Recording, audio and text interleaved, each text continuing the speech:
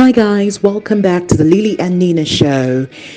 It's just Nina here for today, and I'm going to be doing a quick review of The Bachelorette season 17, which is Katie Thurston's season, episode 3. So before we get into it, make sure you grab your popcorn, click on that subscribe button over there, click on the notification bell so you'll always be informed whenever we upload any new videos, and make sure you smash that like button for us. So let's get into it. It's going to be a quick one. So, of course, we know where the last episode ended, which was with Karl just exposing himself for the liar that he is. And I love how all of the guys at the beginning of this episode banded together to let Katie know that he's just lying. He's just a liar. No one in the house is basically here for the wrong reasons, even though we know that all of them usually come on this show to get some sort of social currency. So, but yeah, in the real sense of it, Karl didn't even have any evidence. He just wanted to stir up drama. We're not saying that people are not in the house for the wrong reasons, or you can't find any men in the house there for the wrong reasons. We're not saying that. That's not what I'm saying today. I'm just saying Karl had no evidence. He was just speaking out of his, back end. I don't want to say it. The word, the three-letter word. So anyways, that started really well. I loved the beginning, the fact that Katie stuck to her guns and sent Karl away, like, bye Karl, like, goodbye. You want to stir up drama here? Goodbye. Bye, boy. See you whenever. See you at the reunion. That was on to the group date where Nick Vile, who was the former bachelor, he shows up to support Katie. It's supposed to be a kind of a therapeutic session where all of them reveal their red flags. If there is anything they feel like Katie needs to know, they should let Katie know now. If they've ever been in a situation where they've cheated, or where they've had to leave their significant other, or where something traumatic happened to them that would kind of have an impact on the relationship they're building with Katie, they have to say their piece now. So all of them, they made their own statements. But what was very, I think, very noteworthy was the fact that Hunter, he got me so emotional when he started speaking on his own situation with his ex-wife, and the fact that his priorities had shifted, which led to the breakdown of their marriage.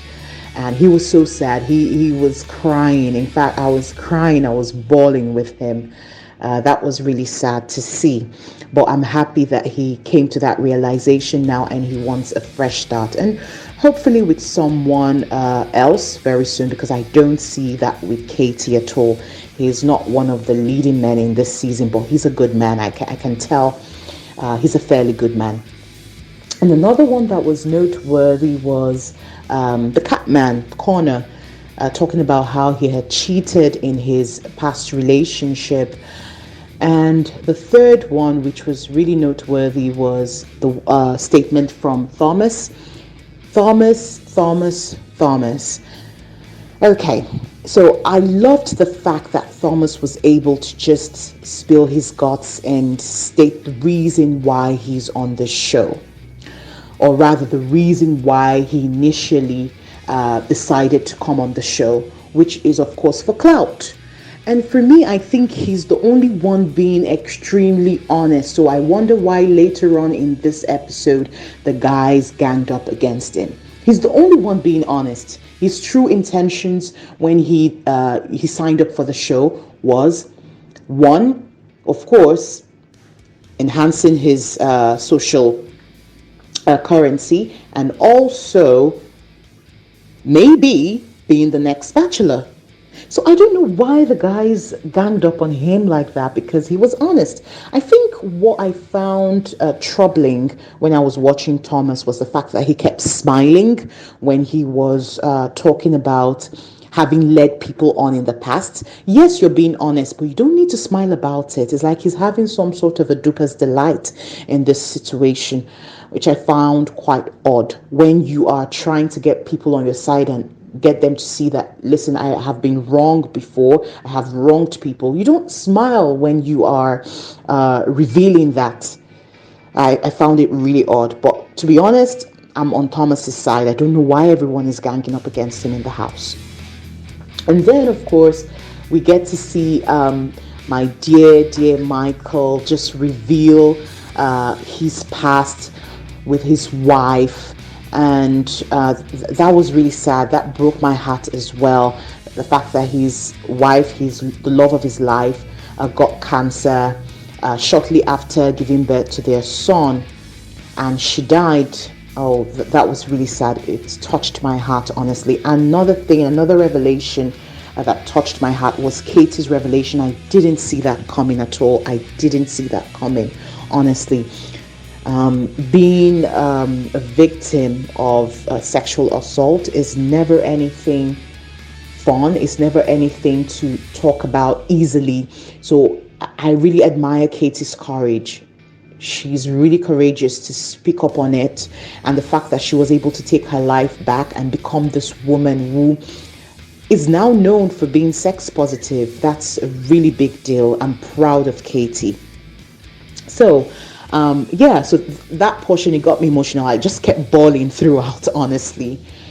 And then so Michael and Katie, they have this very beautiful single date. Oh, and he revealed to her his past with his late wife and the love that they shared, and the fact that he wants to have that love again and he will make it unique. Oh, he's such a man. He's such a man. Okay, so we have to get Michael on the wall. So Michael is on the wall of men now. He's such a man. Love the fact that he's, older. He's 36. And he's mature, not just in age. I feel like he has what it takes to win this. So my heart is already torn because I've seen a few contenders for Katie's heart, and my heart is torn. But Michael is, going to be one of the leading men. He's one to watch. So next up we have Thomas. I don't know what the problem is in the house. The guys have a big problem with Thomas. I think the fact that he committed one of the cardinal sins of interrupting someone's time with Katie when he already had his own time was, one of the factors that led to the hate he's receiving in the house. I think so, because he interrupted one of the guys to have more time with Katie after he had already had his own time. And Katie was asking him, tell me about those red flags. Tell me about those red flags that you said you have. And he spent that first opportunity talking about something else, talking about how he likes her, how his feelings are growing, blah, blah, blah, blah, blah. Boy, you're supposed to spend your time explaining to her why you think you have a lot of red flags or what you've done wrong in the past, in your past relationships, not trying to brainwash her and manipulate her. I found that quite manipulating on Thomas's part. And then you had to interrupt another person, his own time, take the time away that he should be spending with Katie. Take that time away and then spend it talking to Katie again about your feelings, about fear and love. And then you go back to the guys and tell them, this is what I told Katie. So you're kind of making things worse for yourself as time goes by, and this isn't good. And I really want to be on Thomas's side. In fact, I'm on his side because I think we haven't seen that kind of honesty, especially when the guys led by Hunter asked him, did you come here thinking you were going to be the next bachelor? And he said yes. He was honest about it. I really want to be on his side. I've not seen that kind of honesty in the house for a very long time. I don't think I've seen it in years. So I think he's not helping his case by doing all of these other things. But I think the guys should also back off. He's being honest. And if at all he still wants to be the bachelor and he's lying about not thinking about it anymore, then it's up to him. It's up to him, really. But I think this episode, I'll give it a 7.5. It turned up the waterworks for me. And I think Michael is one to watch from this episode. He was the one that really stood out for me. And yeah, that's just my little review stroke recap of the Bachelorette season 17, Katie Thurston season, episode 3. So if you loved this review and you want to see more, please comment down below. And comment down below, what are your thoughts about the situation with Thomas and the guys in the house?